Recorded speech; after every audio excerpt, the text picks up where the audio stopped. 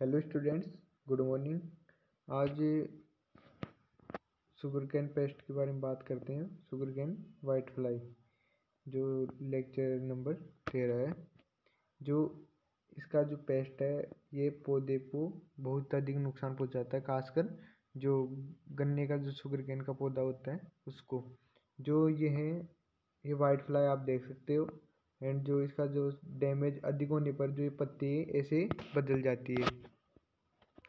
अब जो sugar cane के जो पेस्ट होते हैं, जो इसका जो साइंटिफिक नेम देखेंगे हम, इसका साइंटिफिक नेम क्या होगा?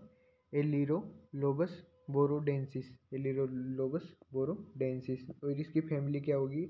एलिरोडीडी। एंड जो इसका ऑर्डर क्या होगा? हेमीपटेरा। अब देखते हैं हेमीपटेरा जो ऑर्डर होता है उसकी क्या खासियत होती है। जो हेमीपटेरा है उसकी जो खासियत क्या होगी? एक तो ये इनकम्प्लीट मेटामॉर्फोसिस होगा। दूसरा ये जो इसकी जो डैमेजिंग स्टेज होती है वो कौन कौन सी होगी? निम्फ एंड एडल्ट स्टेज होगी। एंड उनके मुखांग कैसे होंगे? चूसने व चुबाने व चूसने वाले मुखांग होंगे। एंड वो हनी ड्यू का सिक्रेशन करेंगे जिससे बैक्टीरिया, फंजी एंड जो हनी का प्रकोप होगा। अब जो इसका होस्ट प्लांट है, होस्ट प्लांट क्या क्या है? गन्ना तो है ही, जो शुगर कैन वो तो है ही, उसके अलावा ज्वार, बाजरा एंड एक्सेट्रा जो इसके होस्ट प्लांट है। अब नेचर ऑफ डैमेज की बात करें सती पर्वती की, जो इसकी सीसो एंड प्रोड अवस्था है, एडल्ट निम्फ एंड एडल्ट दोनों अवस्थाएं नुकसान पहुंचाते हैं। एंड चुबाने चूसने वाले मुखांग पाए जाते हैं।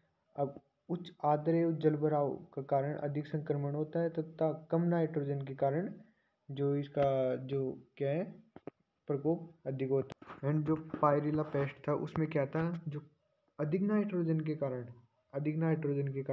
उसमें ज़्यादा प्रकोप होता है। एंड इसमें कम नाइट्रोजन के कारण इसका जो संक्रमण होता है वो अधिक बढ़ जाता है। और जो शुगर कैन का जो पायरिला पेस्ट है उसमें अधिक नाइट्रोजन देने पर उसका जो प्रभाव है अधिक होता है पेस्ट का। एंड इसमें कम नाइट्रोजन देने पर अधिक रहता है। एंड पत्तियाँ पीली पड़ जाती है। एंड पौधा जो है छोटा रह जाता है। एंड कवक का प्रभाव पड़ता है। और जहाँ घाव होते हैं वहाँ पर क्या होता है? हनी ड्यू का सिक्रेशन होता है और उससे कवक एंड हनी इसका प्रकोप बढ़ जाता है, जिससे प्रकाश संश्लेषण की जो दर होती है वो कम हो जाती है। अब इसमें जो प्लांट में क्या क्या प्रभाव कमी आती है? एक तो कम गुणवत्ता युक्त चीनी प्राप्त होती है, सुक्रोज का उत्पादन कम होगा, उत्पादन में 50% तक की हानि होगी। अब इसकी जो लाइफ साइकिल है वो ये है। अब एक से नीम पे बनने में कितना टाइम लगेगा? 7 दिन। एंड नीम से 11 दिन लगते हैं। एंड पीपा से एडल्ट बनने में 1 दिन लगता है। एंड एडल्ट से एक बनने में 2 दिन लगते हैं।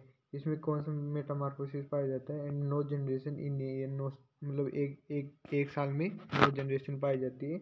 एंड जो टोटल लाइफ साइकिल होता है वो 27 दिन का होता है। अब ये इसका लाइफ साइकिल है।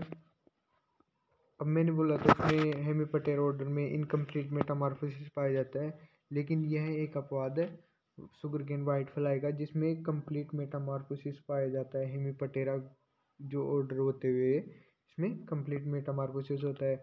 बल्कि जो जितने भी ऑर्डरों में हेमीपटेरा है उनमें इनकम्प्लीट मेटामॉर्फोसिस पाया जाता है। जो ये पीपल स्टेज होती है ये नहीं होती है। जैसे कि हम देख सकते हैं कंप्लीट मेटामॉर्फोसिस एग, निम्फ, पीपा एंड एडल्ट। हेमीपटेरा जो गणों ऑर्डर होता है इसमें इनकम्प्लीट मेटामॉर्फोसिस पाया जाता है। अपवाद है कि शुगर केन वाइट फ्लाई में हेमीपटेरा में जो कंप्लीट मेटामॉर्फोसिस पाया जाता है, ये अपवाद है एक तरीके का। अब हम बात करते हैं इसकी एग स्टेज की। अब एग क्या है? एग पत्ती की जो लोअर सरफेस होती है वहाँ पर एक एक करके अंडे दिए जाते हैं। पत्ती की लोअर सरफेस होती है उसमें मध्य कलिका जो मिड वेन होती है उसके आसपास से दोनों तरफ अंडे देते हैं। ये अंडे 100 से 120 अंडे लाइन में देते हैं। मतलब एक जैसे पत्ती है इसमें लाइन में अंडे दिए जाते हैं, एक एक लाइन में।